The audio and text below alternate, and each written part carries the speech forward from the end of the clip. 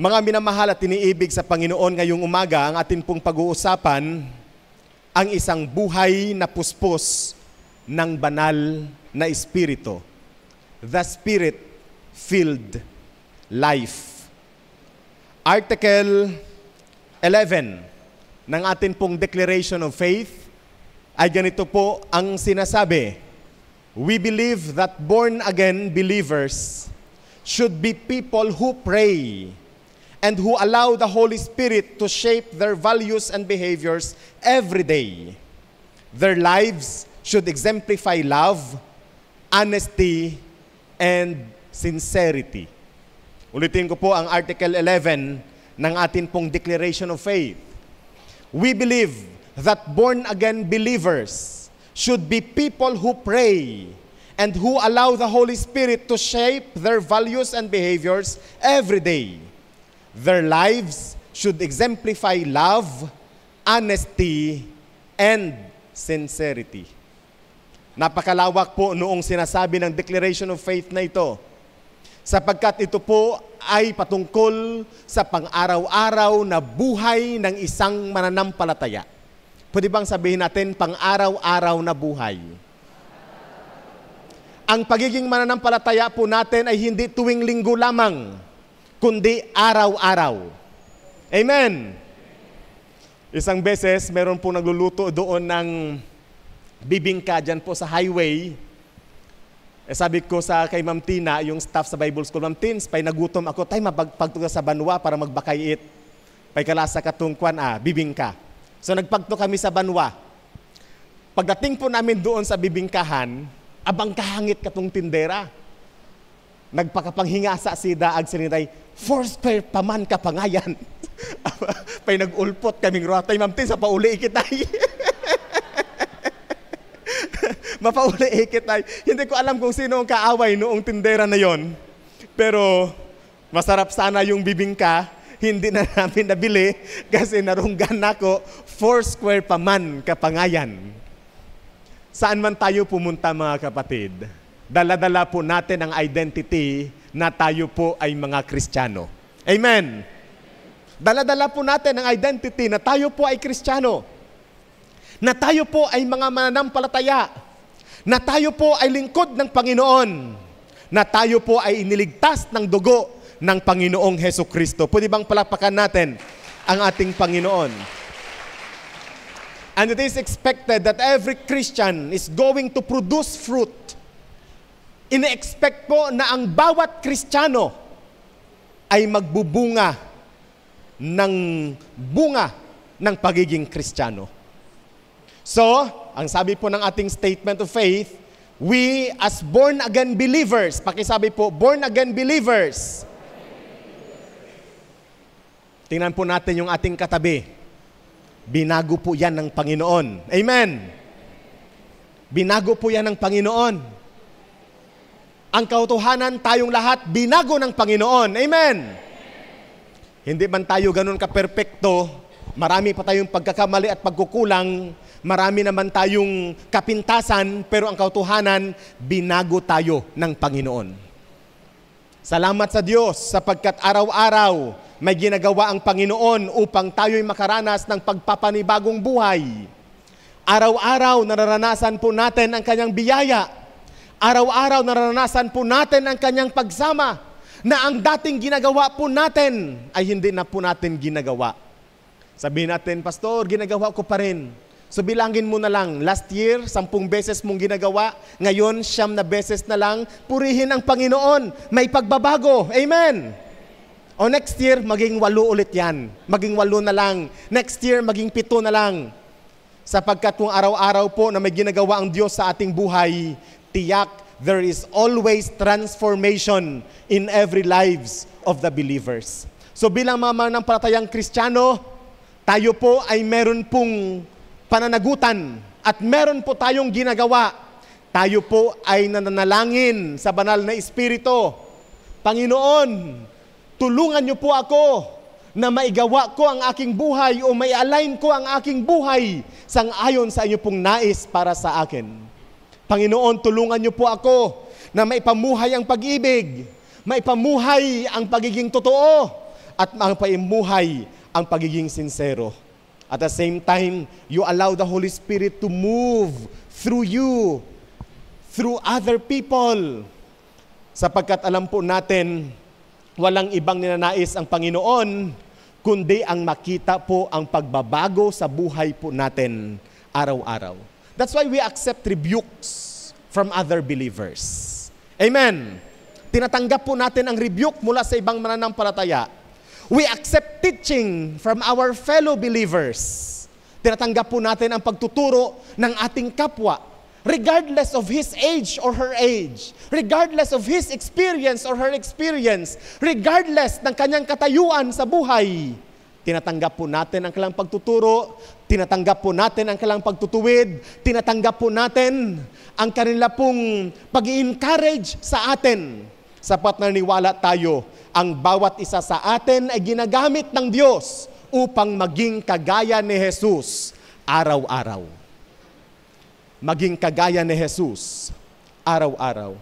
Ngayon, pag sinabi po natin, Pastor, bakit hindi po ako nagbubunga ng spiritual na bunga?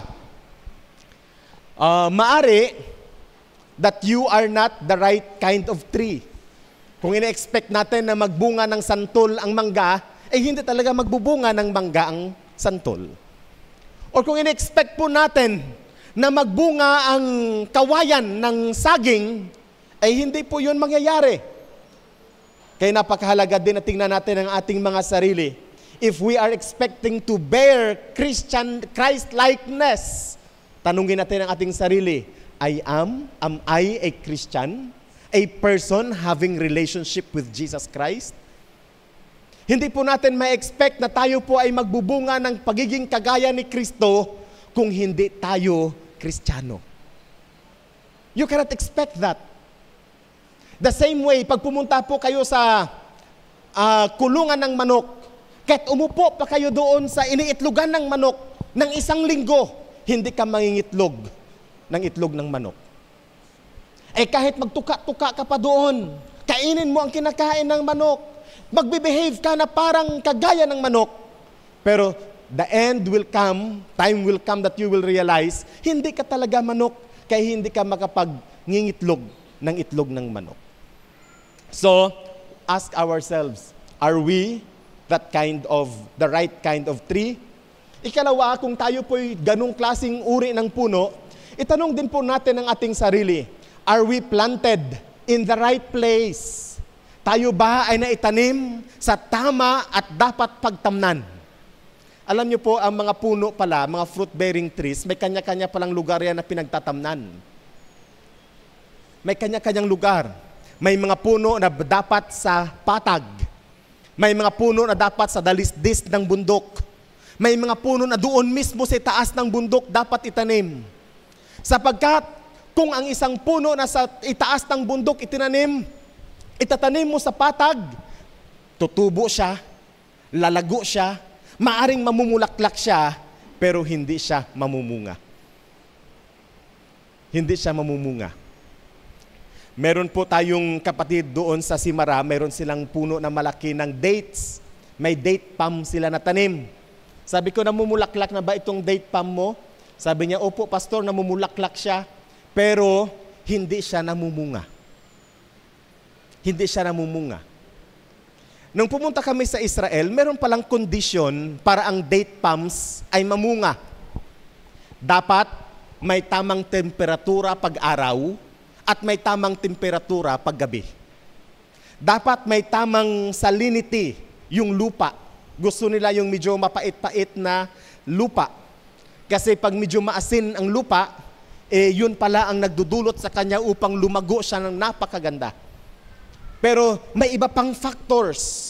Yung date palm pala ay, anong tawag dyan, may lalaki at may babae.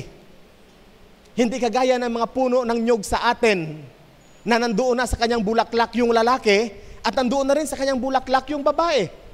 Kaya, na-form siya bilang nyog. Pero ang dates pala hindi. Iba yung puno na lalaki, iba yung puno na babae. At kung meron kang lalaki at babae na dates, hindi yun basta-basta na sila ay na-form ang kanyang bunga. kukuha ka noong lalaki na bulaklak at kailangan mong ipapartner doon sa babaeng bulaklak. Ang taas-taas ng puno na yon. Kaya pala no wonder ang mahal-mahal ng date pag ating binibili. So maraming factors. If we are the right kind of tree, we have proper relationship sa ating Panginoon, tiyak tayo na tayo sumampalataya sa Panginoon, and yet we are not bearing fruits. We could ask ourselves, am I planted in the right place? Nakatanim ba ako sa dapat kong pagtamnan? No? So, it is expected para sa atin na tayo po ay mamunga ng mga spiritual na bunga. There are ingredients for the spirit-filled life. Meron pong mga ingredients para sa isang buhay na puspos ng banal na espiritu. Last Sunday, pinag-usapan po natin yung mga kaloob ng banal na espiritu. Ngayon naman, ang ingredients ng isang buhay na puspos ng banal na espiritu.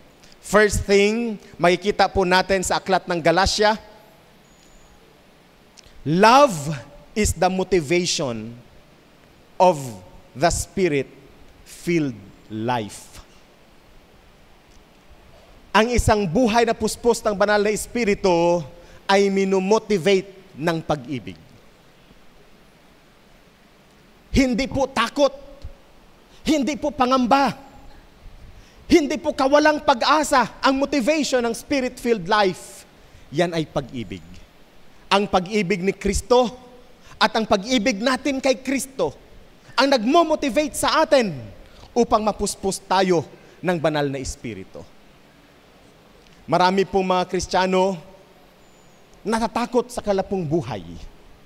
Marami pong Kristiyano walang kasiguraduhan sa kanilang pananampalataya. Pero mga kapatid at iniibig sa Panginoon, ang ating buhay at ang ating pananampalataya ay nakabase lamang walang iba kundi sa ating Panginoong Hesukristo. And this life and this faith is motivated by the love of Christ para sa atin. Hindi ba ang sinabi sa atin ng John chapter 3 verse 16? For God so loved the world that He gave His only begotten Son, that whosoever believe in Him shall not perish, but have everlasting life. Di ba napakagandang mabuting balita yan para sa atin? It is a great news for each and every one of us, na tayo pong mga manampalataya ay recipient ng pag-ibig ng Diyos. Bagamat hindi tayo karapat-dapat na ibigin ng ating Panginoon, inibig pa rin tayo ng Diyos. Balikan ko po sa inyo yung kwento noong lalaki na yon na sabi niya, Pastor, parang feeling ko, hindi ako karapat-dapat pumunta sa church kasi tuloy-tuloy ko pa rin ginagawa ang aking dating gawain. Ang sabi ko sa kanya, hayaan mo lang, but always remember, mahal ka ng Panginoon. Kahit gaano ka kasama, minahal ka ng Panginoon at minamahal ka ng Diyos. Sapagkat if we focus on the love of Jesus, ang sabi ng salita ng Diyos, love covereth all. Ang pag-ibig ay kayang i-cover ang lahat-lahat. Habang ikaw ay nag-i-enjoy sa pag-ibig ng ating Panginoon, unti-unti mo ring namamalayan, unti-unti ka rin na nababago. Alam nyo, pag meron pong something na wrong sa mukha natin, kahit napakaliit lang na pimple, halos hindi ka makatulog sa gabi. Pag may kausap ka, halos hindi ka makasmile, nawawalan ka ng confidence, kasi ang naiisip mo, may pimple ka na napakaliit. At ang katotohanan, maaring hindi yun napapansin ng iyong kausap. Pero ikaw, ayaw mo makipag-usap sa kanya, medyo uncomfortable ka kasi naiisip mo, napansin niya yung pimple na meron ka. To the point na hindi mo na na-enjoy ang inyong conversation at magpapaalam ka na lang at magre-retreat ka na lang sa isang sulok. Kasi naisip mo, mayroong isang bukol dyan sa mukha mo na pagkapangit-pangit. na pagkapangit-pangit. Kasi nakafocus tayo doon sa pimple na meron tayo. But if we focus on the love of God, if we focus doon sa interest ng taong kausap natin, may interest pala siyang kausapin tayo. Nagde-devote pala siya ng oras para tayo ay kanyang makasama, makausap. Makakalimutan mo na may pimple ka at mag-i-enjoy na kayo ng pag-uusap ninyo. Maaring ng 1 oras, ng 2 oras, o maaring buong araw. Ganon din naman sa buhay natin spiritually.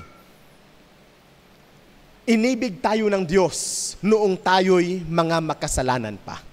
Amen. Pakisabi sa iyong katabi, kapatid, inibig ka ng Diyos noong ika'y makasalanan pa. At ngayon, pinatawad na tayo ng ating Panginoon, kung kaya't lalo din po tayong iniibig ng Panginoon. Hindi nagbabago ang pag-ibig ng Diyos sa atin. Noong tayo pa'y nasa lusak ng kasalanan, at ngayon, na nasa katayuan na binago na at nilinis na ng dugo ng ating Panginoong Hesus, hindi nagbabago ang pag-ibig ng Diyos para sa iyo at para sa akin. Kaya sabi ko sa kanya, ang kasalanan ay hindi simple sa Panginoon, big deal sa ating Panginoon, pero tutulungan ka ng Panginoon sa iyong buhay. Tutulungan ka ng Panginoon sa iyong buhay. Tutulungan ka sa iyong kalagayan. Hindi nag-surrender ang Panginoon doon sa krus, kung kaya't hindi din po tayo magsusurrender ng ating pakipag-ugnayan sa Panginoon ngayon. Huwag po tayong bumitaw sa ating Panginoon. Sapagkat ang katotohanan, mahal tayo ng Panginoon despite of maging sino man tayo sa Kanya. So, love is the motivation of Spirit-filled life.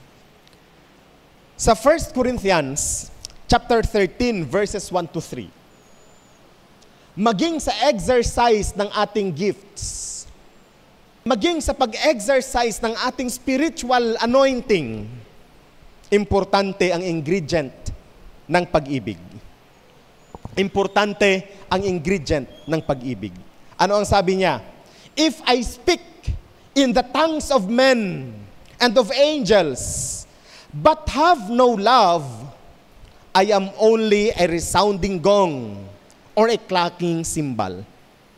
If I have the gift of prophecy and can fathom all the mysteries of all knowledge, and if I have faith that can move mountains, but have not love, I am nothing.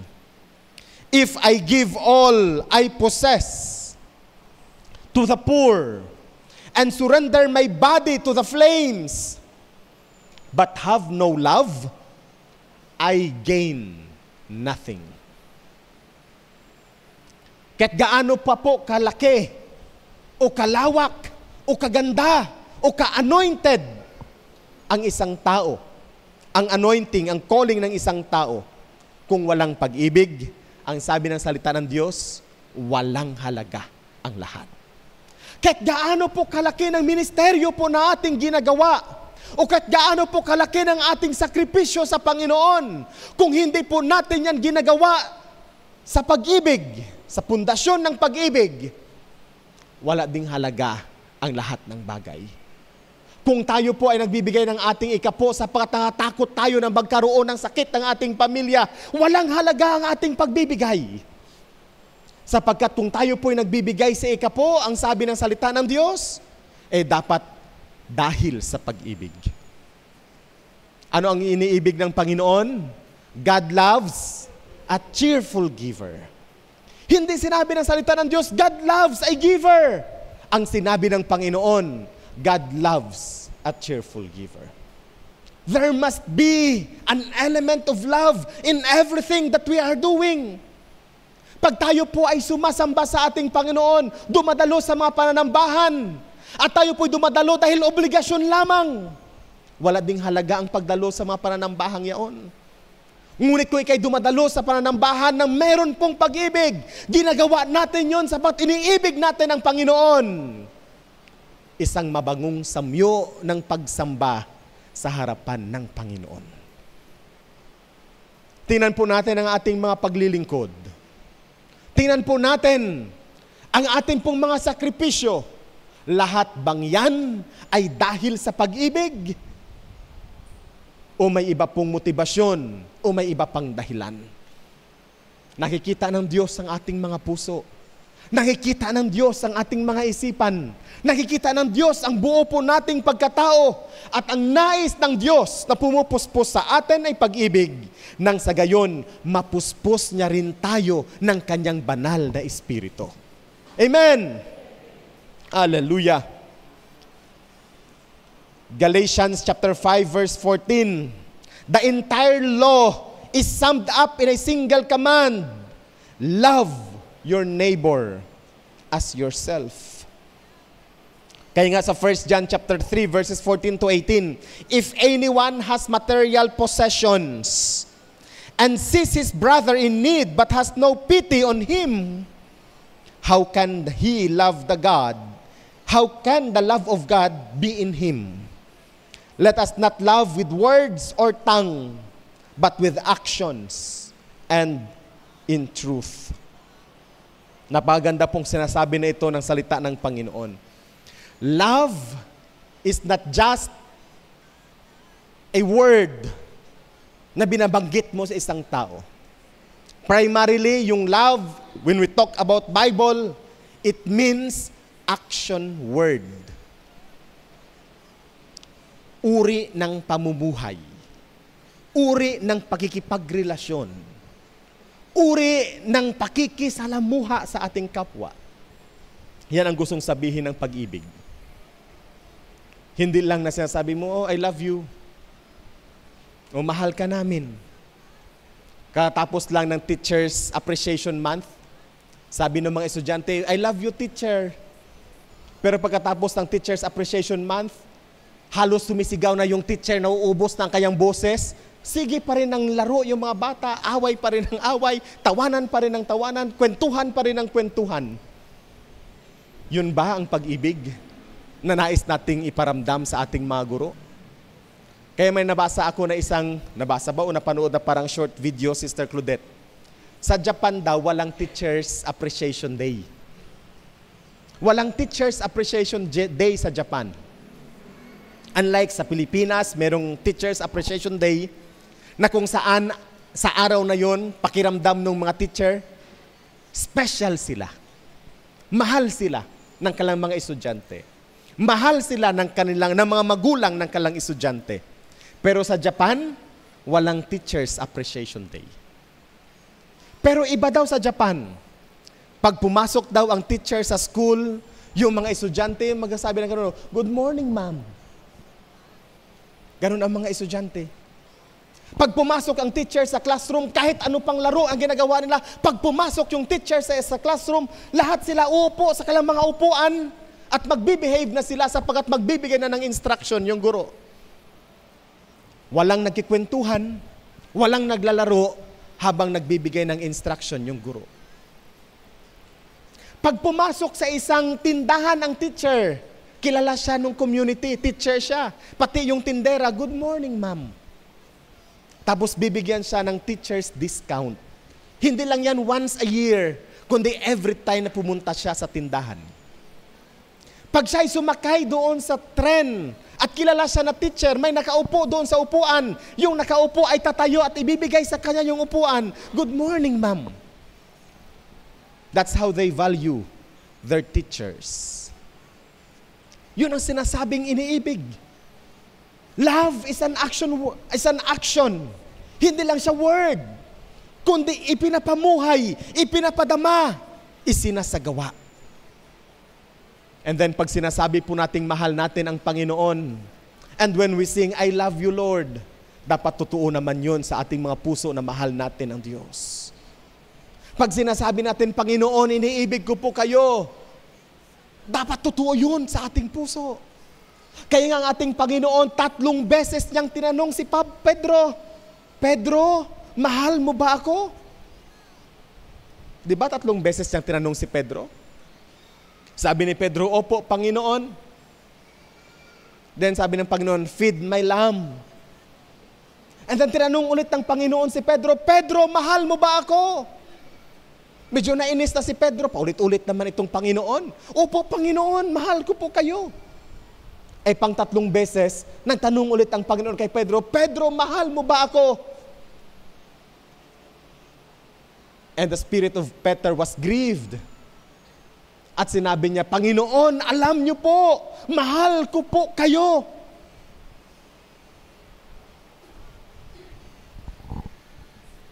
Pero, sino ba ang nagtatwa kay Jesus ng 3 beses?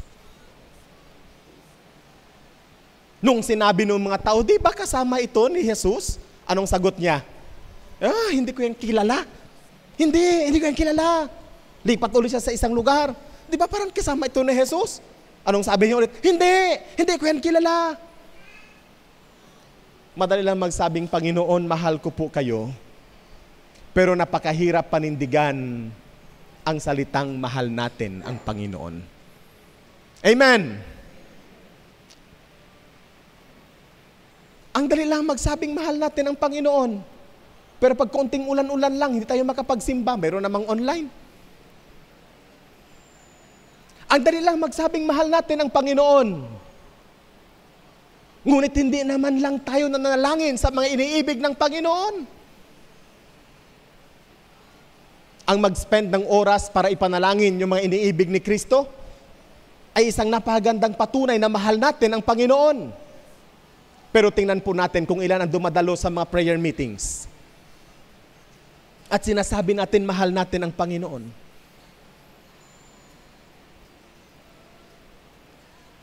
Madali lang magsabing mahal natin ang Panginoon pero hindi natin binabasa ang kanyang salita.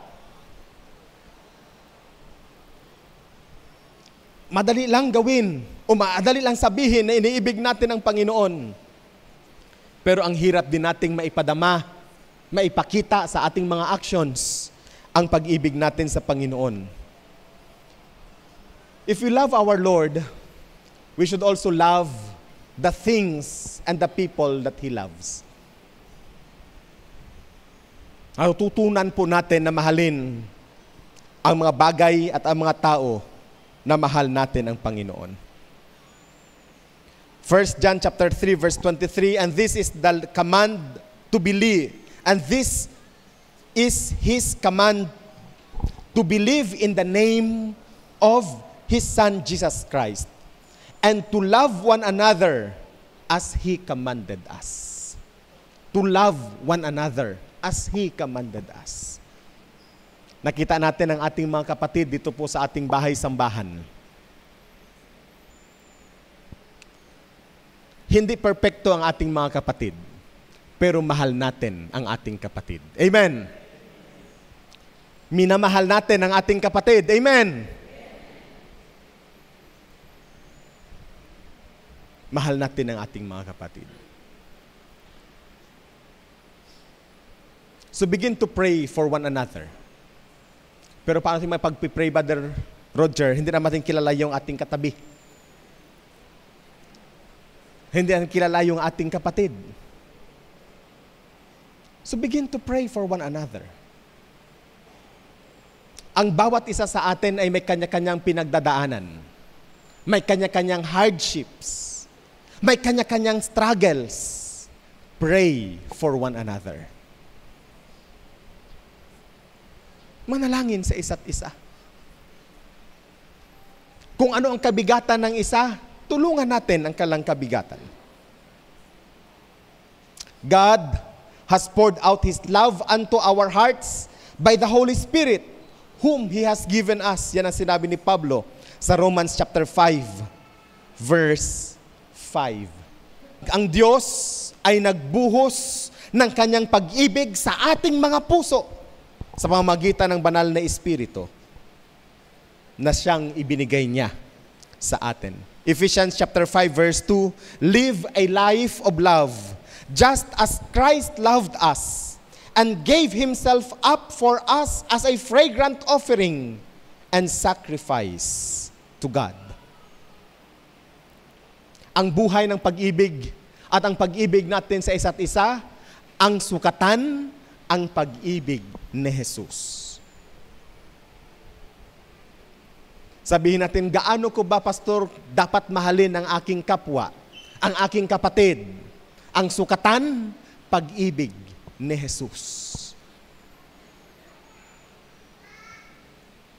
Pag-ibig ni Jesus. Yan ang sukatan ng pag-ibig natin sa ating kapwa. Yan ang sukatan ng pag-ibig natin sa ating kapatid. Pag-ibig ni Jesus. Kung hindi po natin alam kung paano po tayo inibig ng ating Panginoong Jesus, inialay niya ang kanyang buhay para sa iyo at para sa akin. Iniwanan niya ang kanyang karangyaan doon sa kalangitan at naging alipin at namuhay sa ating kalagitnaan, namatay sa krus para sa iyo at para sa akin. Yan ang sukatan ng pag-ibig na dapat nating ipinapamuhay bilang mga Kristiyano. Ikalawa, joy is the strength of the Spirit-filled life. Ang kagalakan, ang kalakasan ng isang buhay na puspos ng banal na Espiritu. Ang isang taong tunay na umiibig ay tao din na may kagalakan sa puso. Ang taong tunay na umiibig, may kagalakan sa puso. Amen! Yung isang magulang, kahit gaano kahirap ang kanyang trabaho, kanyang tinitiis, Sister Helen, kasi mahal niya ang kanyang anak. Tinitiis niya lahat. Gigising ng madaling araw para maipagluto lamang ng pagkain, ang almusal ang anak, at pambaon papuntang paaralan. Maiplansya yung uniforme ng anak. Tapos itong anak naman ito, hilata-hilata. Kasi alas 3 din ng madaling araw, gising pa ng kasi cellphone. Pagkatulog niya ng alas 3, gigising ang nanay niya alas 3:30 para ipagluto siya. Kaya mga anak, mahalin din natin ang ating magulang. Amen! Amen, mga anak!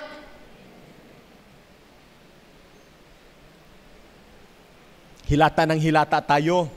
Tulog tayo pag-araw. Paggabi naman, gising na gising tayo. Hindi ba natin alam, halos magkabuktot-buktot ng mga magulang natin nakatrabaho para lang may pambayad sa kuryente, para nakabuga ang electric fan sa iyo habang ikaw ay natutulog at habang ikaw ay naglalaro ng cellphone.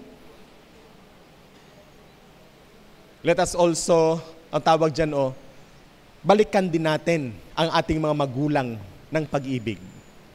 Kasi nagsisikripisyo din sila sa atin. Tapos pang mag-demand pa sa magulang, abang, parang may utang na loob sa kanya ang kanyang magulang. Ma, kailangan ko ng uniform. Ngayon na. Ngayon na agad. Parang tumatalon yung kaluluwa ng mama sa kanyang katawan at tumatakbo kung saan-saan. Kasi ngayon na. Tapos pag magsabi ang nanay na, pwede ba anak mamayang hapon, ay parang sinakluban tayo ng langit at lupa. Kasi ang pakiramdam natin, nabigo tayo ng ating magulang. Pero hindi natin nakikita kung gaano kalaki ang sakripisyo nila para sa atin. Pero pag makita po natin, ang magulang natin hindi nagrereklamo na sobrang hirap na siya para lamang maibigay ang ating pangangailangan. Bakit? Sapagkat mahal nila tayo. Amen! Mahal nila tayo. Masaya pa rin sila. Kaya kahit ang mahal-mahal ng uniform, para sa isang performance lang, Brother Mel, isang performance lang, sasayaw lang sila doon sa entablado, ang mahal-mahal ng uniform, bibilhin ng magulang kahit walang-wala, pupunta doon sa kapitbahay, manghihiram ng pera, tapos nakakatakot na mga salita ang marinig na parang kahit aso hindi kayang kainin yung mga salita na marinig niya, pero okay lang. Basta may pambili lang ng uniform ng aking anak. At tapos mag-perform na yung anak sa stage, tuwang-tuwa yung nanay, palakpak ng palakpak yung nanay. Nakalimutan na yung mahasamang salita na narinig sa kanyang inutangan. Why? Mahal nila ang kanilang anak. Sa lahat kaming magkakapatid, ako lang ang hindi honor student. Pero every year, umaakyat ako sa entablado kasi sumasayaw. Yun lang ang pwede kong gawin para umakyat sa entablado, sumayaw lang, mag-special number. Intermission ang tawag sa mga eskwelahan. Nag-intermission kami doon. And then umuwi si nanay tuwing graduation. Yun lang din ang umuwi siya, Sister Helen, sa bahay, tuwing graduation. Hindi para maglagay ng ribbon sa akin, kasi wala talaga akong ribbon. Kasi ang ginagawa namin dyan sa school ay magbilang-bilang ng tao sa libro at magpitik-pitikan ng kamay. At magsikyo-sikyuan doon sa papel, ganyan-ganyan, X at sa kabilog, yan, paliit-liitan para hindi matama ng ballpen. Walang honor. Pero yung mga kapatid ko, mga honor students, yun sila lahat. Ako lang hindi. Yun pala, may problema ako sa mata. Kaya pala, kahit anong laro ng tirador, Brother Roger, hindi talaga ako makatama ng ibon. Kahit anong klaseng tirador. Pinagtatawanan ako ng mga pinsan ko, ay libat, sabi ng mga pinsan ko. Hindi naman ako mukhang libat. Hindi naman libat ang mata ko. Sinasabi libat, ay paano? Bawat magtirador ng ibon, hindi ko talaga matamaan. Tapos magsabi ko, may puga doon ng ibon. Sabi ko, saan? Hindi ko talaga makita. Sila kitang-kita nila. Sabihin naman nila sa akin, ay bulag. Pero hindi ko napapansin yun. Akala ko normal lang. Noong pagdating ng grade 4, sabi ng teacher, magpili kayo ng upuan na inyong maupuan. Nagpili-pili din ako. Sa harapan kita ko, Sister Helen. Di may honor ako ng grade 4. May honor ako ng grade 5. May honor ako ng grade 6. Graduate ako ng Masters Cum Laude. Ay, may sariling upuan. Diba? Praise God for that. Pero, yun lang ang istorya. Masaya yung magulang kahit ipangutang niya ang isusuot mo kasi mahal ka niya. Pero naman tayong mga anak, dapat suklian natin ang sakripisyo ng mga magulang natin. Amen! Pag uwi sa bahay, alam naman ng nating lahat yan, pagod na pagod tayo galing sa eskwelahan. Lahat ng estudyante pagod galing sa eskwelahan. Magpahinga ng konti at magsimula na rin maggalaw-galaw sa bahay. Magsaing, maglaba, maghugas ng pinggan, maglinis ng bahay. Gumalaw-galaw naman. Amen! Nagliyuday ka tong mga young people. Gumalaw-galaw po tayo. Pagod tayo, totoo yun. Pero mas pagod ang magulang natin kaysa sa atin. Dinadaan lang yan sa efficacent oil at saka white flour. Tayo wala pang efficacent oil, wala pang white flour. Sige, gawin natin ang pinakamabuti. Kasi kung tunay nating iniibig ang ating mga magulang, maging responsable din tayo sa ating mga personal na buhay. Pwede bang palakpakan natin ang Panginoon? Hallelujah! Joy is the strength of spirit-filled life. Nehemiah chapter 8 verse 10, the joy of the Lord is my strength. Ang kagalakan mula sa Panginoon, ang ating kalakasan. When we think about it, it makes sense that joy and strength go together. Ang kagalakan at ang kalakasan, they go together. Alam po ba natin that one of the most important signs of depression, it is the feeling of being tired all the time. Isa pala sa mga signs ng depression, yung pakiramdam mong pagod na pagod ka. Pagising mo pa lang sa umaga, pagod ka na. Ayaw mo nang bumangon kasi nakakatamad bumangon. Pagod na pagod. Na supposedly, pagising mo sa umaga, naka-recharge ka na, ready ka na sa challenge ng buhay. Pero ang isang tao daw, sabi nung mga nag-aaral ng psychology, isa sa mga greatest signs of depression is the feeling of tiredness all the time. Pagod. Nakakapagod.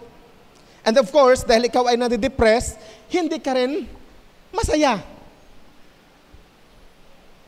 hindi din masaya. Lahat na lang problema. Lahat na lang malungkot. Pati yung pagtawa ng kapitbahay, kinakainisan natin. Ay bakit natin pinapakailaman yung pagtawa ng kapitbahay? Hina-recognize ito, pagkaguya, pay bruha kinamagguya-guya. Anong pakialam mo sa kanya? Tumatawa siya. Kung ayaw mong tumawa, hayaan mo siyang tumawa.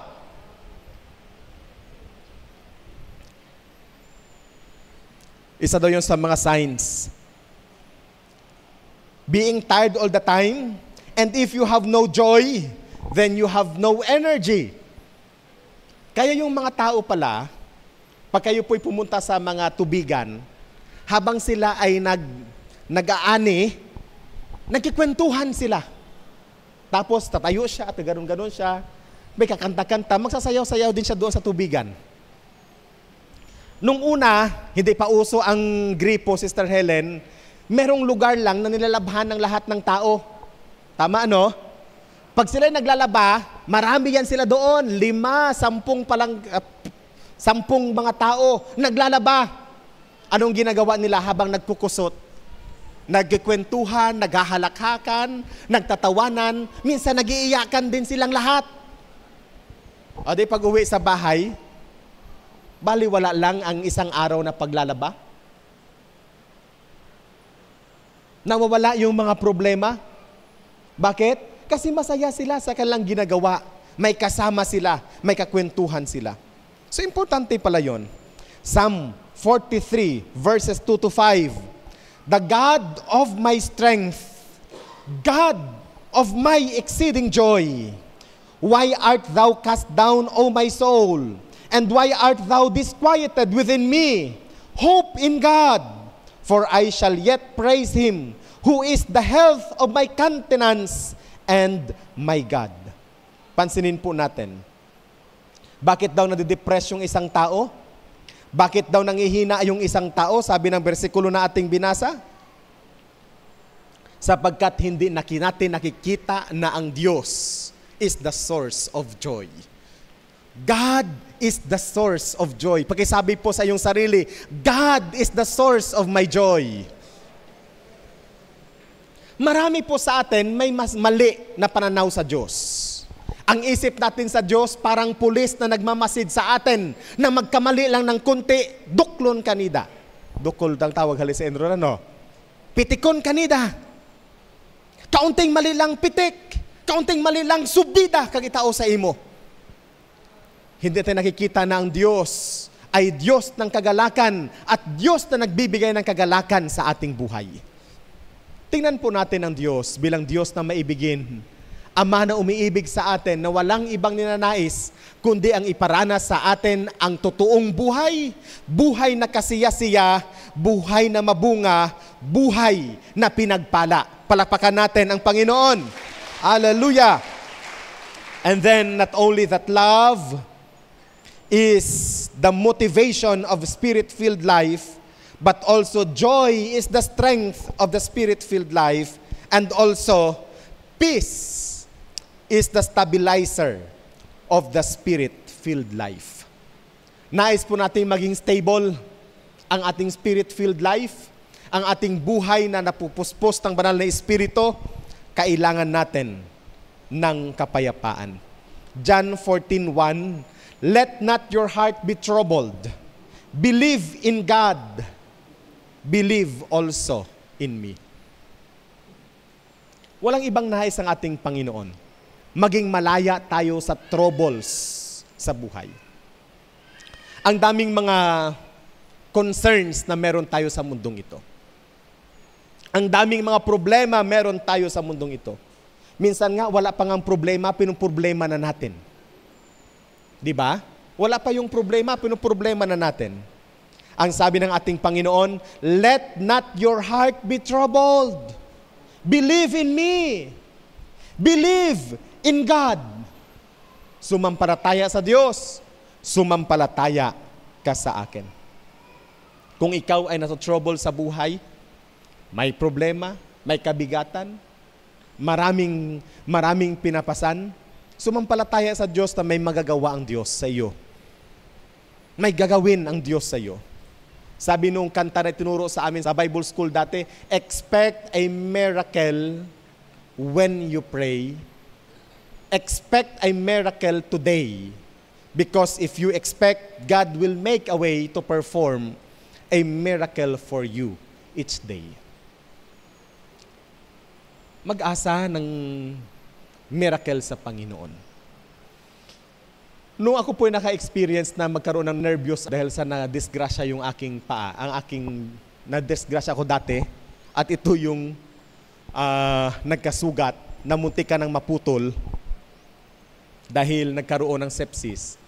Ang resulta noon, nagkaroon ako ng nervyos, Sister Helen. Alas 12 ng gabi, matawa ako kay Sister Alec. Sister Alec, palihali sa parsonage. Pay high blood ako. Palihali si Sister Alec. Bangkatuyugon nida, mapalis sila sa parsonage. I-BP-BP ran nila si Pastor Andrew. Normal ang aking blood pressure. Pero ang pakiramdam ko, high blood ako. Hindi ako makatulog. Minsan, pag ikaw ay nakakaranas ng ganun, you are desperate ng taong makausap. Pag naka-experience ka pala ng nervyos, ang gusto mo, may makakausap ka. Naghahanap ka ng mga kausap. So, palira sida, ay Pastor normal kay mo BP, siring nida. Mapauli ray sida. Tapos, hindi naman ako makatulog. Message ulit ako sa kanya, sis, paying high blood ako. Pagturay sa parsonage, mamuet-muet ako BP. Pero okay ragi hapon. And then, naisip ko sa aking sarili, hindi maganda itong nangyayari sa akin. Hindi maganda sa akin personally kasi hindi ako makakatulog. At pag-araw, kailangan kong magtrabaho. May trabaho sa church, may trabaho sa Bible school, at may iba pang mga commitments. Mag-breakdown ng aking katawan. Hindi din maganda para sa taong na didisturbo ko. Tatawag ako, papupuntahin ko sa parsonage, and kung ano pa man, hindi maganda ang nangyayari. Then sabi ko sa Panginoon, Lord, hindi naman ako natatakot mamatay. Hindi naman ako natatakot na kung ano man ang mangyari. Pero hindi ko ma-identify sa aking sarili bakit ginanervyos ako. Hindi ko alam kung ano ang dahilan bakit ako ninenervyos. Yung mga taong ninenervyos, pag tinanong, asin na nervyos ka, ay alam gani ra, Pastor. Hindi talaga nila alam kung bakit sila ninenervyos. Wala silang dahilan kung bakit nervyos, pero kusang dumadating sa buhay ng tao ang ganoong bagay. Sabi ko sa Lord, hindi pwedeng ganito ito. Isinusurrender ko sa iyo ang nervyos na ito. Bahala na po kayo, Panginoon. I choose not to entertain yung damdamin na ganito, yung kaisipan na ganito. And then unti-unti, nawala naman siya, Sister Helen. Unti-unti nawala. Hindi naman bigla ang nawala, pero unti-unti nawala. May mga gabi na ang sarap na ng tulog ko. May mga gabi na nakatulog ako, alas 2, alas 3, bago ako makatulog. Pero habang tumatagal, halos nakukumpleto na ang tulog ko. Just surrender everything sa Panginoon. Just trust Him. Magtiwala sa Kanya. And then importante din na tayo po ay nakikipag-usap sa Diyos oras-oras, minu-minuto. Na-discover ko, Brother Mel, masarap pala matulog na nakabukas ang phone at nagpapakanta ng gospel music. Kung minsan, naghahanap ako ng mahabang mga sermon, ipapaplay ko, nakatulog ako. So hanggang nung huli, nakakatulog na ako kahit wala ng sounds. Kasi yun ang paraan ko ng pagtutulog dati, kailangan walang sounds. So, napakalaking bagay. Noong una, kahit kaunting ilaw lang, nagigising na ako. Kaya yung kwarto ko, lahat ng bintana, mayroong ano tawag dito? Kurtina. Kahit tanghaling tapat, pag nakalagay ang kurtina, ang dilim sa kwarto ko. Kasi gusto kong makatulog. And then, sabi ko, hindi pwedeng ganito kasi parang mukhang depression na ito nagyayari sa akin. Surrender sa Panginoon. Just surrender sa Lord. Minsan akala natin tayo naglilingkod sa sa ministeryo tayo. Wala namang hindi tayo nagpapalta, hindi naman tayo nag-fail sa ating paglilingkod sa Panginoon. Okay na ang lahat.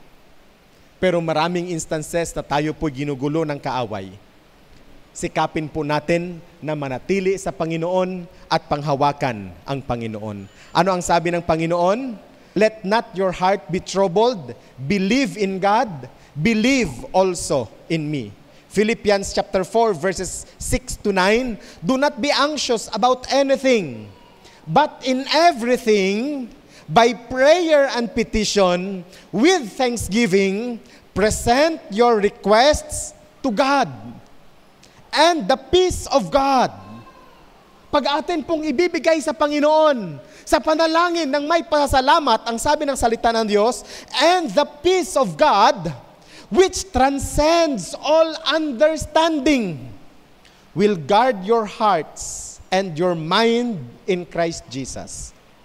Finally, brothers, whatever is true, think about such things. Whatever you have learned or received or heard from me or seen in me, put it into practice, and the God of peace be with you. Nais po nating maranasan ang kapayapaan ng ating Panginoon.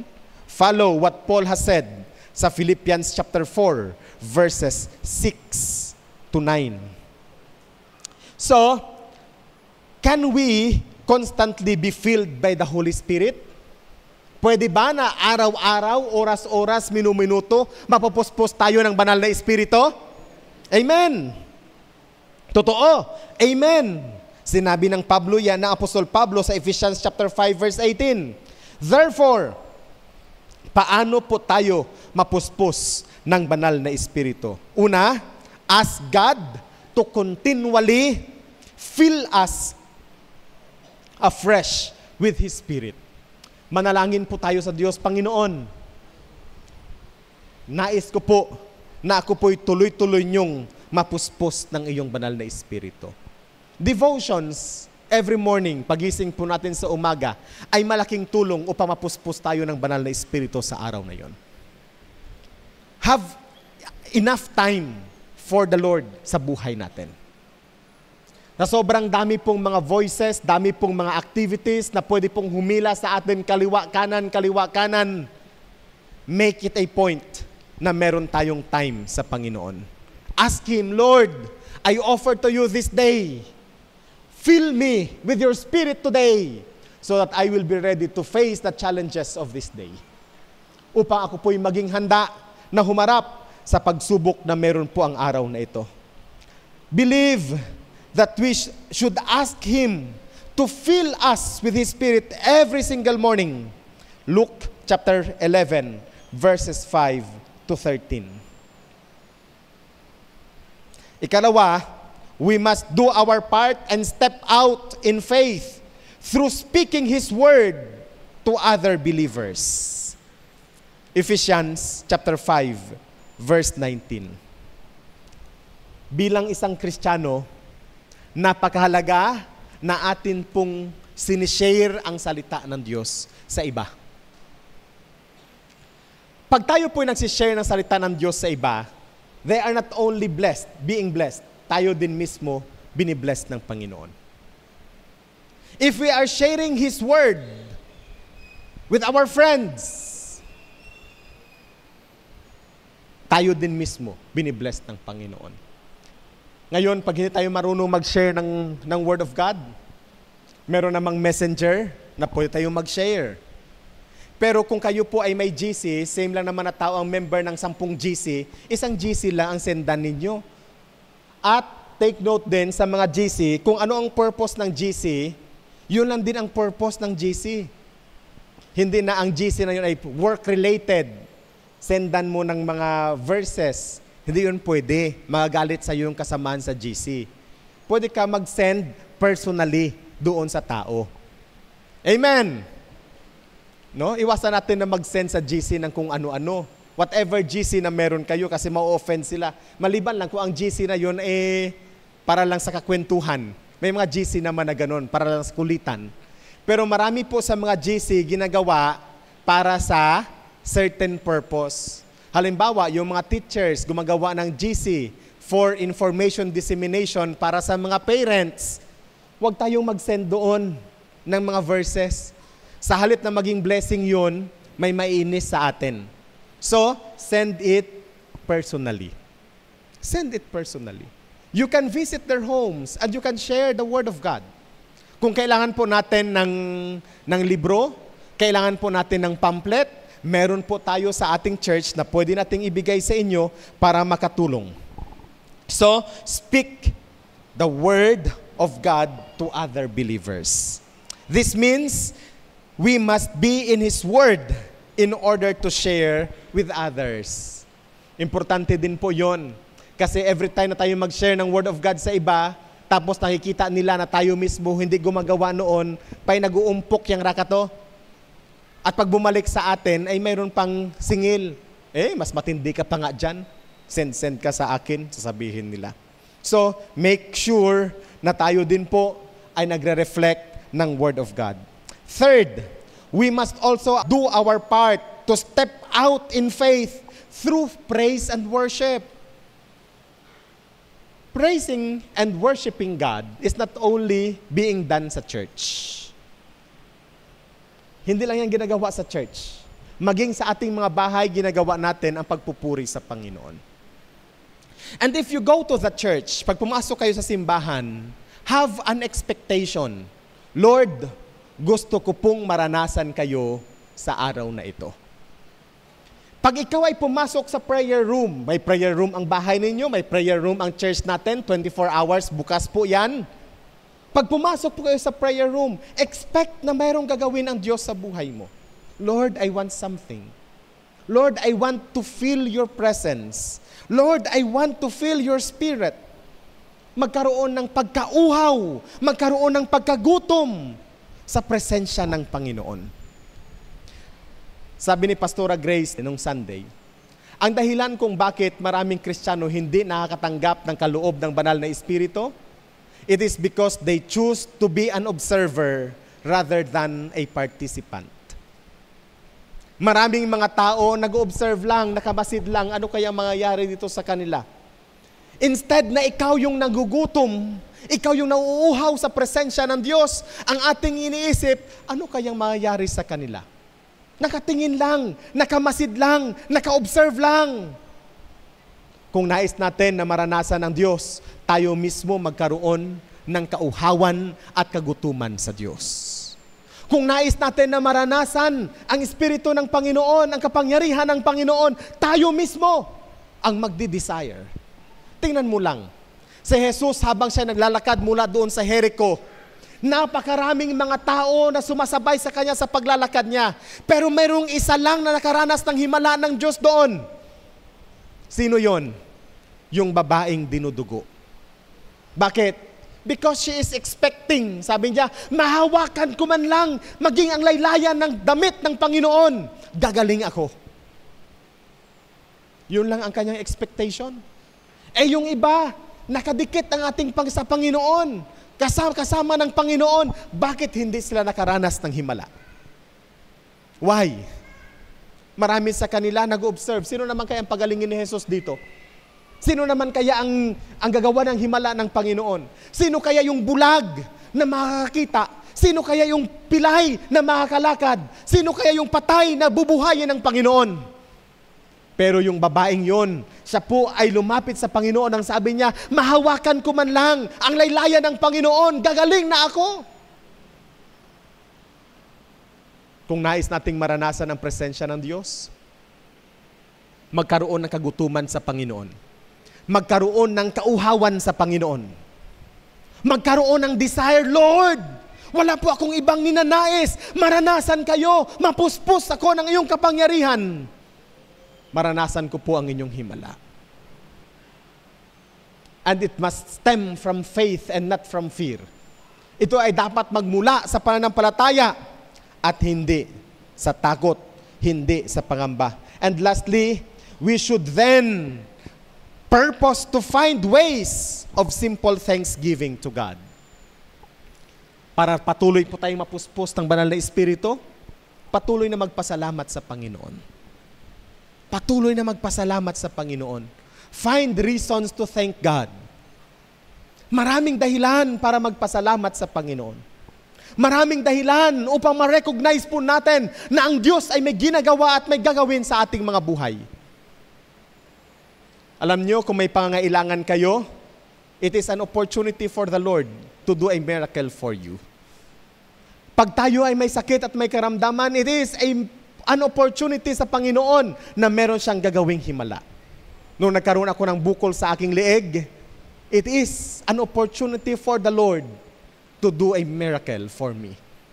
Ang inisyal na assessment ng doktor, maaring cancer, maaring TB, pero salamat sa Panginoon, gumawa ang Diyos ng himala. Hallelujah. Just give way sa Panginoon to perform His way and His miracle. Bigyan ng pagkakataon ng Diyos na gumawa siya sa ating buhay. Kung nais natin na mapuspos ng Holy Spirit, maranasan ang kapangyarihan ng Diyos, just dedicate this time sa ating Panginoon. Sa ating pagsamba, ialay natin ang oras na ito sa ating Panginoon. Minsan, ang dali lang tumingin dyan sa orasan, 9:47. Madali lang tumingin sa ating mga wristwatch. O madali lang tumingin sa ating cellphone. Anong oras na ito? Ngayon mga kapatid, nais ko pong sabihin, ang oras na ito, oras ng Panginoon. And if you want to experience God, give this time sa Panginoon.